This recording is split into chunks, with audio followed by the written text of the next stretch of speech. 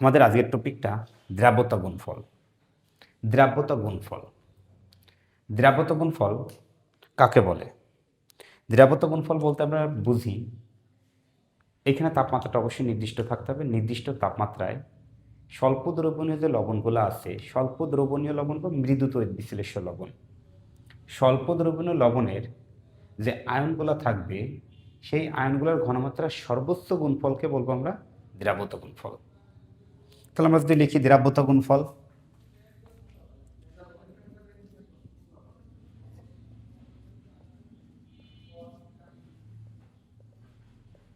দ্রাব্যতা গুণফল আমাদের আজকের টপিকটা। নির্দিষ্ট তাপমাত্রায়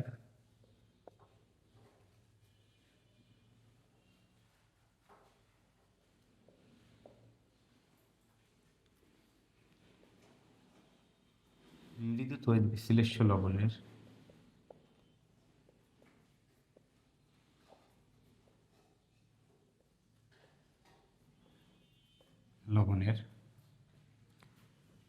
সম্পৃক্ত অবস্থায়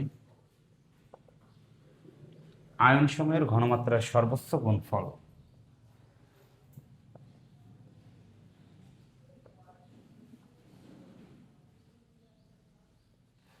আয়ন সময়ের ঘনমাত্রার সর্বোচ্চ গুণফলকে দ্রাব্যতা গুণফল বলে।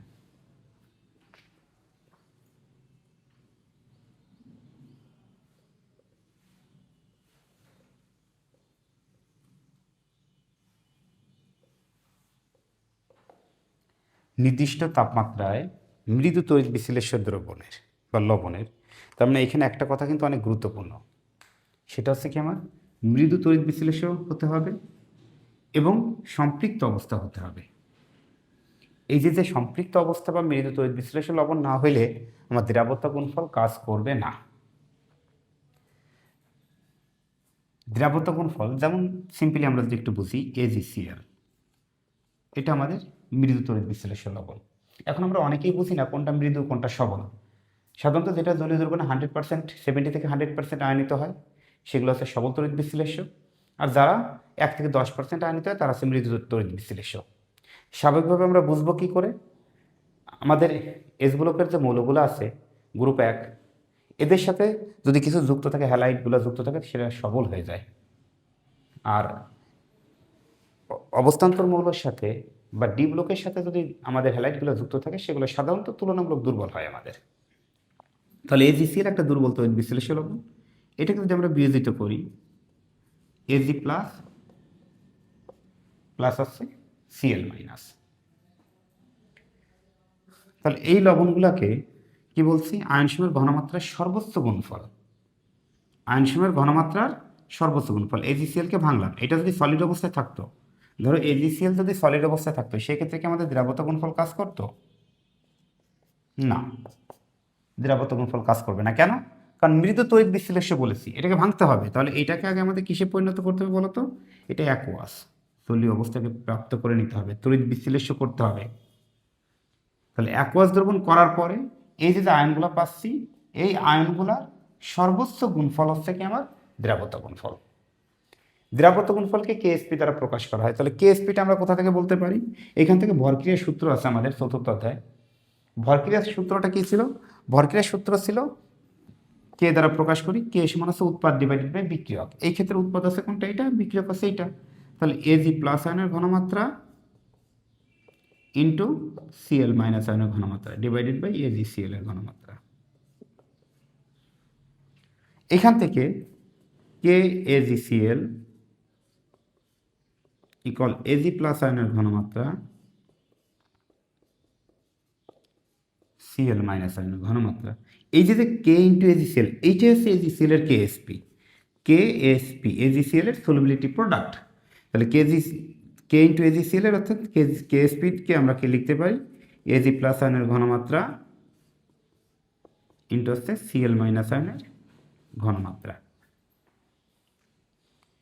এখন আমরা যেটা দেখি, তাহলে কেএসপিটা হচ্ছে Ag প্লাস আয়নের ঘনমাত্রা ইন্টু Cl মাইনাস আয়নের ঘনমাত্রা। এখন আমি কি বলেছি বলতো? সম্পৃক্ত অবস্থা বলেছি। সম্পৃক্ত অবস্থায় এটাকে সলিবিলিটি এস দ্বারা প্রকাশ করতে পারি আমরা দ্রাব্যতাকে, সম্পৃক্ত অবস্থায় আমরা দ্রাব্যতাকে এস দ্বারা প্রকাশ করতে পারি। তাহলে কি লিখতে পারি আমরা, এজিসিএলকে আমি যদি ভেঙে লিখি এজি প্লাস আয়নের ঘনমাত্রা ইন্টু হচ্ছে সিএল মাইনাস আয়নের ঘনমাত্রা, এটা এস, এটা এস সম্পৃক্ত অবস্থায়। কেএসপি কি লিখেছি আমি, এজি প্লাস আয়নের ঘনমাত্রা ইন্টু হচ্ছে সিএল মাইনাস আয়নের ঘনমাত্রা, এইটা এস, এইটা এস, তাহলে এস স্কোয়ার। কেএসপি কত আসছে আমার, এস স্কোয়ার আসছে। এবার অনুরূপভাবে আমি যদি অন্য কোনো একটা যৌগ দেখি,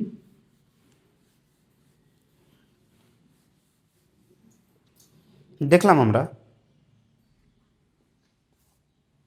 FeCl2, FeCl2, এটাকে আমরা অনেকে ভাঙতেই পারি না, সেটা কীভাবে ভাঙবো দেখো তো। এর যোজনীটা হচ্ছে এর পায়ের কাছে বসে, তাহলে ওর যোজনী যদি ওর পায়ের কাছে বসে, এটা কত 2, অর্থাৎ এটাকে ভাঙলে Fe2+, আর ক্লোরিনের কিছু নেই মানে কি, এই পাশের যোজনী 1 আছে, Cl মাইনাস, এখানে ক্লোরিন কয়টা আছে, 2টা ছিল, যার কারণে এখানে 2Cl মাইনাস, তাহলে Fe2+ প্লাস 2Cl মাইনাস, তাহলে সম্পৃক্ত অবস্থায় দ্রাবতা কত হবে, এস, সলিবিলিটি এটা 2S। কেএসপি Fe2+ এর ঘনমাত্রা ইন্টু হবে Cl এর ঘনমাত্রা। এখন Cl এখানে কয়টা আছে, কয় মোল পরিমাণ আছে, 2 মোল, মোল সংখ্যা সবসময় পাওয়ার আকারে বসে যায়, তাহলে স্কোয়ার, এটা হবে এস, এটা হবে কত 2S তার স্কোয়ার, এস ইন্টু হচ্ছে 4S স্কোয়ার 4S কিউব। অনুরূপভাবে আমরা যদি আরেকটা দেখি AlCl3 যদি দেখি একটু,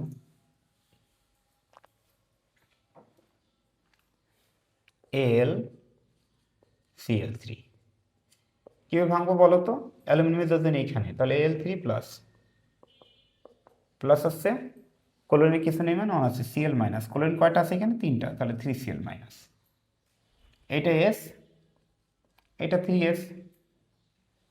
কেএসপি কত হবে আমাদের, এস ইন্টু 3S তার দিব কত হোল কিউব, তাহলে 27S⁴ ক্যালকুলেশন করলে। এবার যদি একটু বড় একটা যৌগ দেখি, যেমন ধরো Fe2O3,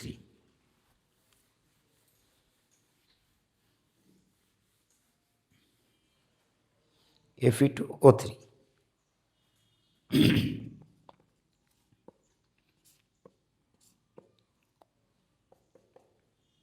Fe এর যোজনী এখানে 3+, অক্সিজেনের যোজনী কত এইখানে 2- ও 2-, আয়রন কয়টা আছে এখানে বলো তো, 2টা, আয়রন আছে কয়টা এখানে 2টা, এখানে 2, অক্সিজেন আছে কয়টা 3টা, এখানে 3, তাহলে এটা কত হচ্ছে 2S, এটা হবে কত 3S।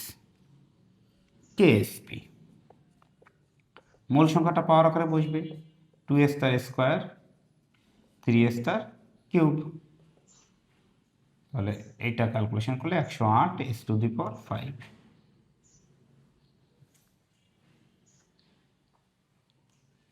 এরপর আমরা যদি আরও একটু জটিলে যাই,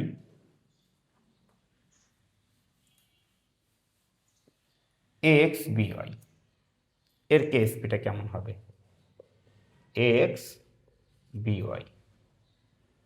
একটু ভালো করে দেখুন, আমরা একটু খেয়াল করি, এর যোজনী কোথায় এইখানে Ay+, বি এর যোজনী এখানে Bx-, এবার বলো তো এ আছে কয় মোল পরিমাণ, x মোল পরিমাণ, বি আছে y মোল পরিমাণ, তাহলে এটাকে লিখতে পারি xs, এটাকে লিখতে পারি ys, মোল সংখ্যাটা এরপরে ক্যালকুলেশনে পাওয়ার আকারে বসে যাবে, তাহলে কেএসপি হবে xs তার পাওয়ার x ও ইন্টু ys তার পাওয়ার y, x এর পাওয়ার x, s এর পাওয়ার x, y এর পাওয়ার y ইন্টু s এর পাওয়ার y, x এর পাওয়ার x ইন্টু y এর পাওয়ার y ইন্টু s এর পাওয়ার পর যোগ হয়ে যাবে, s এর যে পাওয়ারটা আছে দেখো তো এখানে এইটা s, এইটা s, তাহলে s এর পাওয়ারগুলো যোগ হয়ে যাবে x প্লাস y, এই তো হয়ে গেল আমাদের কেএসপি। এবার আমরা যদি সিম্পল একটু বুঝি, এটা করতে আমাদের অনেক সময় যাবে। এমসিকিউর জন্য আমরা যে প্রসেসটা মনে রাখতে পারি, ধরো তোমার গার্লফ্রেন্ডের সাথে ঝগড়া হয়, তখন তুমি কি করবে? যে তোমার মতো তুমি থাকো, আমার মতো আমি থাকি। তেমনি এই ক্ষেত্রে আমরা দ্বিরাবর্ত গুণফলও সেটা দিয়ে প্রকাশ করতে পারি, দ্বিরাবর্ত গুণফল। দ্বিরাবর্ত গুণফল কী হবে? আমার মতো আমি, মানে আমার উপরে আমি, তোমার মতো তুমি, তোমার উপরে তুমি। আর যখন তোমরা রাগ ভেঙে যাবে, যখন রিক্সায় ঘুরবা দুজনে একসঙ্গে, তখন সব রাগ চলে যাবে তোমাদের। তখন রিক্সার উপরে বা এসের উপরে আমি প্লাস তুমি, আমি প্লাস তুমি। দেখো তো কেএসপিটা আমাদের জন্য সহজ হয়ে গেছে কিনা। যদি আমরা বলি এ এক্স বি ওয়াই এর কেএসপি, এ এক্স বি ওয়াই, আমার উপরে আমি, মানে কি এখানে কি আছে বলো তো? এক্স আছে, তাহলে এক্সের উপরে এক্স, আমার উপরে আমি মানে এক্সের উপরে এক্স, তোমার উপরে তুমি, ওয়াইয়ের উপরে ওয়াই, ইন্টু এসের উপরে কী হবে বলো তো? তাহলে আমি প্লাস তুমি, এক্স প্লাস ওয়াই। এই তো হয়ে গেছে। দেখো তোমাদের কেএসপিটা একটু খেয়াল করো। দেখো এ এক্স বি ওয়াই এর কেএসপি এমসিকিউর জন্য X to the power X, Y to the power Y, আর এসের উপরে এক্স প্লাস ওয়াই। ধরো এফি টু ও থ্রি, এটা যদি একটু করি আমরা এখন, এফি টু ও থ্রি, এটা কেএসপি যদি করি, আমার উপরে আমি মানে কত? দুইয়ের উপরে দুই, তিনের উপরে তিন, আর এসের উপরে দুই যোগ তিন, অর্থাৎ 108 এস টু দি পাওয়ার 5। এটাই ছিল আমাদের নিরাপত্তা গুণফল। এবার আমরা যে একটু বড় যৌগগুলাতে যাই, সেক্ষেত্রে কি করব? যেমন ক্যালসিয়াম সালফেট, ক্যালসিয়াম কার্বনেট, এই যৌগগুলো একটু দেখি। ক্যালসিয়াম কার্বনেট, এখানে আমাদের কিছু যৌগমূলকের সাথে আগে পরিচয় মনে হয় 9-10 তোমাদের সবার আছে। তারপরে একটু দেখো, যেমন সালফেট SO4 কি হয়? 2- হয়। কার্বনেট CO3 2- হয়। Nitrate NO3-, oxalate C2O4 2-। এই যে আয়নগুলো আছে, এই আয়নগুলোর সাথে যখন আমাদের ধাতুগুলো যুক্ত হবে, তখন এগুলোকে দুইটা পার্ট করবে, একটা আছে ক্যালসিয়াম, একটা আছে কার্বনেট। তাহলে Ca আছে CO3। এখন কার্বনটার যোজনী কত? 2 না? তাহলে 2-, আর ক্যালসিয়াম কী হবে? দুইটা ইলেকট্রন ছেড়ে দিয়ে 2+ আয়নে পরিণত হয়। তাহলে এখানে মোল সংখ্যা কিন্তু একটা, এস এস। কেএসপি কত হবে? S into S, S square. ধরো আমাদের যদি আরো একটা যৌগ দেখি, অক্সালিক অ্যাসিড H2C2O4, এটাকে ভাঙলে আমরা কি ভাঙতে পারি বলো তো? এটুকু কিন্তু একটা যৌগমূলক, অক্সালেট।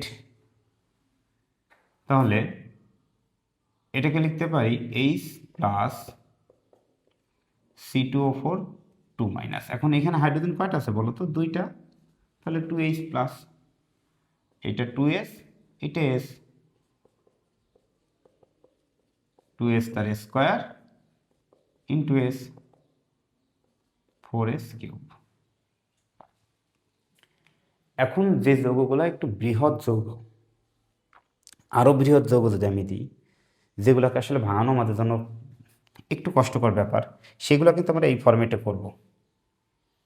যেমন ধরো আমাদের একটা যৌগ দিলাম NaAl, সোডিয়াম অ্যালুমিনেট। এখন এইখানে এই যৌগগুলোকে ভাঙানোর জন্য আমরা শর্টকাটে এই ফর্মুলাতে চলে যাব, আমার উপরে আমি, মানে কি বলতো? ওয়ানের এইখানে কিছু নেই, মানে কি ওয়ান আছে, এখানে ওয়ান আছে, তাহলে ওয়ানের উপরে ওয়ান, এখানে ওয়ানের উপরে ওয়ান, দুইয়ের উপরে দুই, আর এসের উপরে 1+1+2। আমার উপরে আমি, তোমার উপরে তুমি, আর এসের উপরে আমি প্লাস তুমি। এটা এভাবে ক্যালকুলেশন করব। তাহলে ওয়ানের উপরে ওয়ান মার্ক করলে তো ওয়ানই হয়, তাহলে 4S4। তাহলে এই সকল যৌগের ক্ষেত্রে যে সকল যৌগগুলোকে আমাদের ভাঙাতে সমস্যা, সেই সকল যৌগগুলোর ক্ষেত্রে দ্রাব্যতা গুণফলটা অবশ্যই আমরা এই ফরম্যাটে করব। আমার উপরে আমি, তোমার উপরে তুমি, এসের উপরে আমি প্লাস তুমি। ঠিক আছে, তাহলে দ্রাব্যতা গুণফলের বেসিক কনসেপ্ট গেল। এখন আমরা দ্রাব্যতা গুণফলের কিছু ম্যাথ দেখব। দ্রাব্যতা গুণফলের আমরা কিছু ম্যাথ দেখব।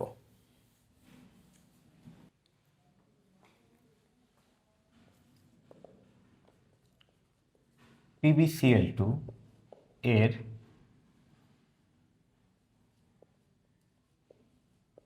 দ্রাব্যতা 1.8 × 10⁵ এত হলে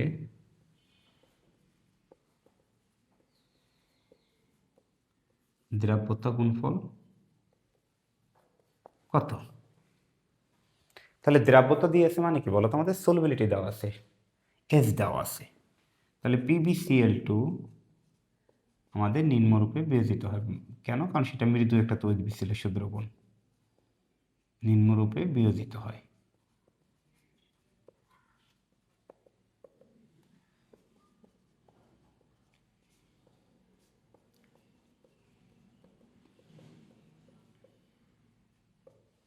Pb2 প্লাস 2Cl মাইনাস, এটা সলুবিলিটি এস, এটা সলুবিলিটি 2S, KSP S × 2S, তার দেব কত? হোল স্কোয়ার 4S³ 4 × S এর মান দেখেন আমাদের দেওয়া আছে, দ্রাব্যতা দেওয়া আছে মানে কি এটাই S এর মান। তাহলে এটা S এর মান কত দেওয়া আছে দেখেন তো একটু, 1.8 × 10⁵। তাহলে 1.8 × 10⁵, তার দেব হোল কিউব। কোনো একক দেওয়া নেই এই ক্ষেত্রে, যেহেতু কোনো একক দেওয়া নেই তার মানে কিন্তু এটা মোল পার লিটার বা মোলার। কোনো একক দেওয়া না থাকলে সেক্ষেত্রে মোল পার লিটার বা মোলার। এটা ক্যালকুলেশন করলে আসবে কত আমাদের? 2.33 × 10⁻14। এককটা কী হবে বলেন তো? কোনো একক দেওয়া নেই মানে কি, এটা মোল পার লিটার। এটাকে আমরা কি লিখতে পারি? মোল পার লিটার, তার যদি কিউব করি তাহলে মোল কিউব পার লিটার কিউব। দ্রাব্যতা গুণফলের নির্দিষ্ট কোনো একক নেই, এককগুলো ডিপেন্ড করবে এই যে এই গুণফল করে এখানে কত পাওয়ার আসছে সেটার উপর। এই সেম ম্যাথটা আমি একটু যদি চেঞ্জ করে দিই, চেঞ্জটা কেমন করি? যদি আমরা এইখানে এককটা মোল পার লিটার না দিয়ে গ্রাম পার লিটার দিয়ে দিই, PbCl2 এর দ্রাব্যতা এত হলে দ্রাব্যতা গুণফল কত, সেক্ষেত্রে আমাদের কি করতে হবে? দ্রাব্যতা গুণফল যেহেতু সম্পৃক্ত অবস্থা, অবশ্যই সেটাকে সবসময় মোল পার লিটারে কনভার্ট করে নিতে হবে। তাহলে এই ক্ষেত্রে তোমাদের পরীক্ষাতে লেডের ভর দেওয়া থাকবে, ক্লোরিনের ভর দেওয়া থাকবে। লেডের ভর হচ্ছে 207 আর ক্লোরিনের ভর হচ্ছে 71, এটা তোমাদের দেওয়া থাকবে পরীক্ষাতে। তাহলে গ্রাম থেকে আমরা আগেও দেখেছিলাম, গ্রাম থেকে যদি মোলে যেতে হয় ভাগ দিতে হয় কি আণবিক ভর, আর মোল থেকে যদি গ্রামে যেতে হয় গুণ দিতে হয় আণবিক ভর। তাহলে এখন গ্রাম পার লিটার দেওয়া আছে, এটাকে মোল পার লিটারে কনভার্ট করতে গেলে কি করতে হবে? আমার আণবিক ভর দিয়ে ভাগ করতে হবে। তাহলে এখানে আগে আমাদের এই কাজটুকু করে নিতে হবে। এখানে S = 1.8 × 10⁻5, এত গ্রাম পার লিটার। তাহলে গ্রাম থেকে কিসে যাব? আমি মোলে যাব। তাহলে আণবিক ভর দিয়ে ভাগ দিব 278, এত মোল পার লিটার। কারণ 207 আর হচ্ছে 71, তাহলে কত হয় আমার? 278 হয়। তাহলে 278 দিয়ে ভাগ দিলে আমাদের আসছে 6.47 × 10⁻8, 6.47 × 10⁻8, এত মোল পার লিটার। তার মানে এইখানে যে এই যে এস এর মানটা বসিয়েছি, এস এর মানটা কিন্তু এবার 1.8 × 10⁻5 লিখলে হবে না, আমাদের লিখতে হবে 1.8 × 10⁻5 এর পরিবর্তে লিখতে হবে কত? 6.47 × 10⁻8, এত মোল পার লিটার। তার দিব কত? Whole cube. তার হোল কিউব দিলে আমাদের অ্যান্সারটা আসে 1.0833 গুণ 10^21 এত mole cube per litre cube. আমরা মনে হয় এটুকু ক্লিয়ার আমাদের। এবার কোশ্চেনটা যদি আমি আরেকটু চেঞ্জ করি, PbCl2 এর দ্রাব্যতা গুণফল যদি এখন দিই, PbCl2 এর দ্রাব্যতা গুণফল, দ্রাব্যতা গুণফল 1.8 × 10^5 এত হলে দ্রাব্যতা কত? PbCl2 এর দ্রাব্যতা গুণফল এত হলে দ্রাব্যতা কত? তাহলে সেম প্রসেস, PbCl2 নির্মূল Pb দিতে হয় 4s3। আমরা জাস্ট এই লাস্টটুকু একটু ক্যালকুলেশনটা করবো এখানে।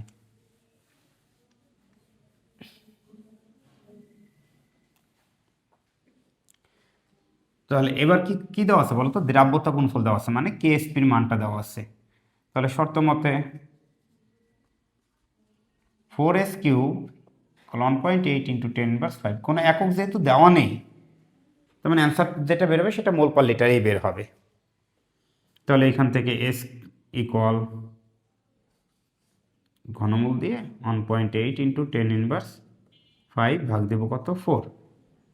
এটা ক্যালকুলেশন করলে আসছে 0.0165, 0.0165 এত মোল পার লিটার। এখন দ্রাব্যতা যদি বলতাম, দ্রাব্যতা গ্রাম পার লিটার এককে কত হবে? দ্রাব্যতা গ্রাম পার লিটার এককে কত হবে? তাহলে মোল থেকে গ্রামে যেতে গেলে এবার কি করতে হতো বলতো? আণবিক ভর দিয়ে গুণ করতে হতো।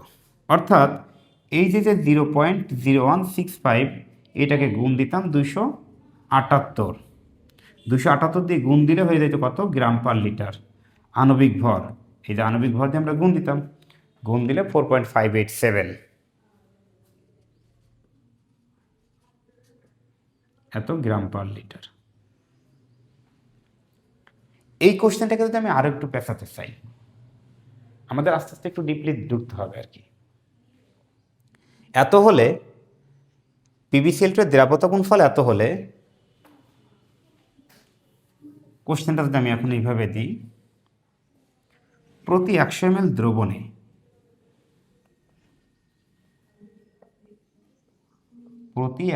দ্রবণে কত গ্রাম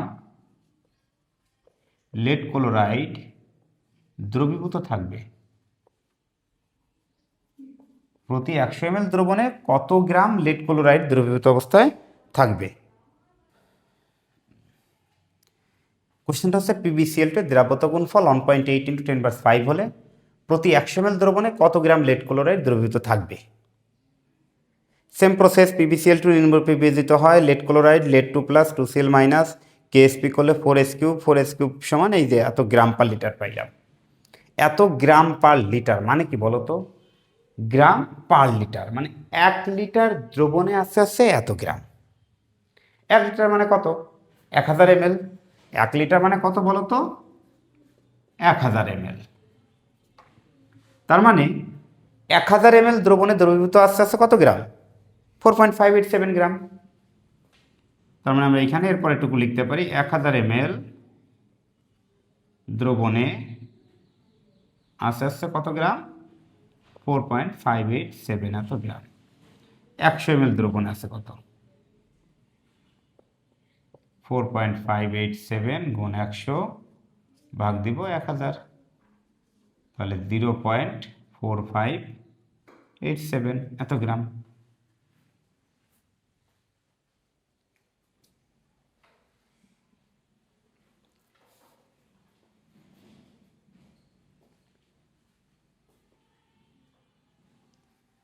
এরপর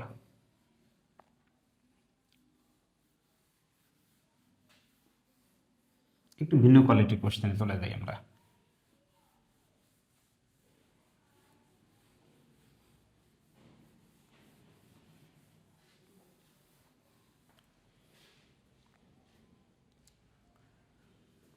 ধরো কোশ্চেনটা থাকলো CF2, যৌগে F মাইনাসের ঘনমাত্রা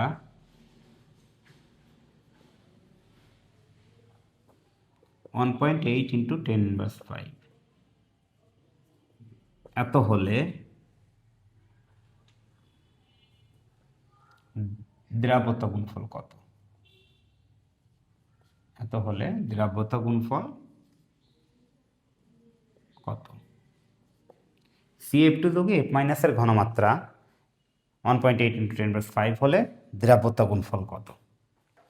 এবার কিন্তু সম্পূর্ণ যৌগের ঘনমাত্রা দেওয়া নেই, দেওয়া আছে কার? F মাইনাস, একটা নির্দিষ্ট একটা সংখ্যার দেওয়া আছে F মাইনাসের ঘনমাত্রা। তাহলে এবার কিন্তু সম্পূর্ণ এর যদি আমরা এটাকে ধরে করি তাহলে কিন্তু হবে না আমাদের। তাহলে CF2 এটা যদি ভেঙে লিখি আমরা Ca2 প্লাস 2F মাইনাস, এটা S, এটা 2S। এখানে F মাইনাসের ঘনমাত্রা মানে যৌগে F মাইনাস আছে কতটুকু পরিমাণ? 2S পরিমাণ F মাইনাস আছে। তার মানে আমরা লিখতে পারি এখানে 2S ইকুয়াল 1.8 ইন্টু 10⁵। তাহলে S ইকুয়াল 1.8 ইন্টু 10⁵ ভাগ দিব কত? 2। 9 গুণ 10⁻⁶। যেহেতু কোনো একক দেওয়া নেই তার মানে এটা মোল পার লিটার। এটাই কি? মোল পার লিটার, কোনো একক যেহেতু দেওয়া নেই। এবার আমরা KSP নির্ণয় করতে পারবো এখানে S ইন্টু 2S তার হোল স্কোয়ার 4S কিউব। দেখো তো আমরা S এর মান পেয়ে গেছি। 4 ইন্টু 9 ইন্টু 10⁻⁶ তার দেব কত? Whole cube. তাহলে এটা ক্যালকুলেশন করলে আমাদের আসছে 2.916 ইন্টু 10⁻16। এককটা হবে কত? মোল কিউব পার লিটার কিউব। মোল কিউব পার লিটার কিউব। এবার কোশ্চেনটাকে যদি আমি একটু চেঞ্জ করে দিই, F মাইনাসের ঘনমাত্রা এত গ্রাম পার লিটার, এত গ্রাম পার লিটার হলে দ্রাব্যতা কত? তার মানে কি এইখানে যে এস এর মানটা পেলাম, এস এর মানটা পেলাম কিসে? মোল পার লিটারে পেলাম না, এস এর মানটাই পেয়েছি কিন্তু আমরা গ্রাম পার লিটারে। কিন্তু আমরা কি গ্রাম পার লিটারে রাখতে পারবো? না, গ্রাম পার লিটারে রাখা যাবে না। এটাকে অবশ্যই আমাদের মোল পার লিটারে কনভার্ট করতে হবে। তাহলে মোল পার লিটারে যদি কনভার্ট করতে চাই আমরা, তাহলে 9 গুণ 10⁻⁶, গ্রাম থেকে মোলে যাব, আণবিক ভর দিয়ে ভাগ দিব। ছেলেমেয়েরা যে ভুলটা করে, এখানে সম্পূর্ণ আণবিক ভর, ক্যালসিয়াম ফ্লোরাইডে সম্পূর্ণ যৌগের আণবিক ভর দিয়ে ভাগ দেয়। এটা কি সম্পূর্ণ যৌগের আণবিক ভর দিয়ে ভাগ হবে? এখানে কার আণবিক ভর দিয়ে ভাগ হবে বলো তো? শুধুমাত্র F মাইনাসের আণবিক ভর দিয়ে ভাগ হবে, অর্থাৎ 19 দিয়ে ভাগ করবো এখানে। তাহলে ভাগ দেবো কত? 19। এত মোল পার লিটার। 4.736 ইন্টু 10⁻⁷,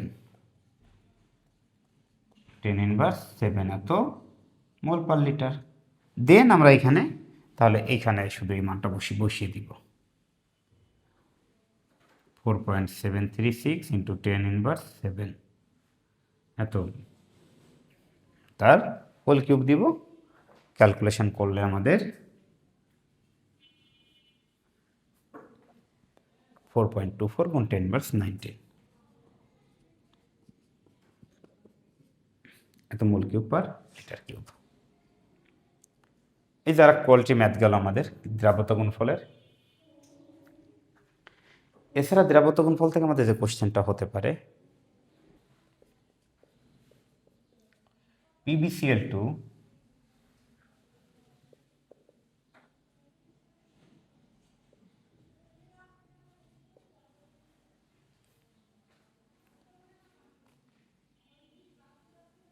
দ্রাব্যতা গুণফল 1.8 ইন্টু 10⁻⁵ এত হলে দ্রাব্যতা কত? যেখানে এখানে আমার কোশ্চেনের লাস্টে একটু এরকম দেওয়া থাকবে PbCl2 এর 30% বিয়োজিত হয়।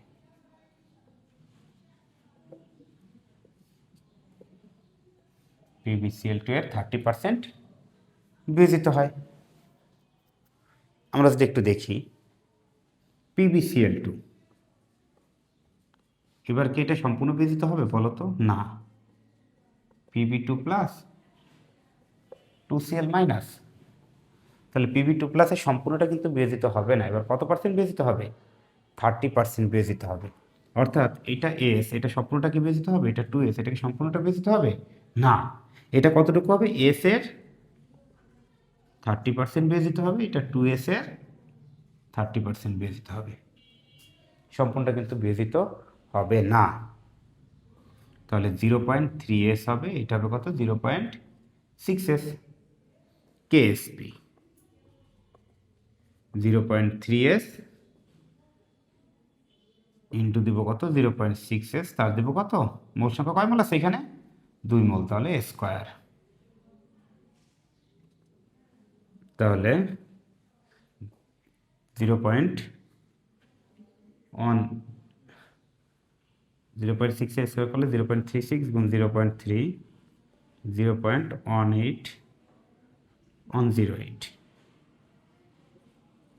এত এস কিউব। তাহলে কেএসপি পেলাম এত। এখান থেকে এবার এস এর মান বের করে ফেলবো।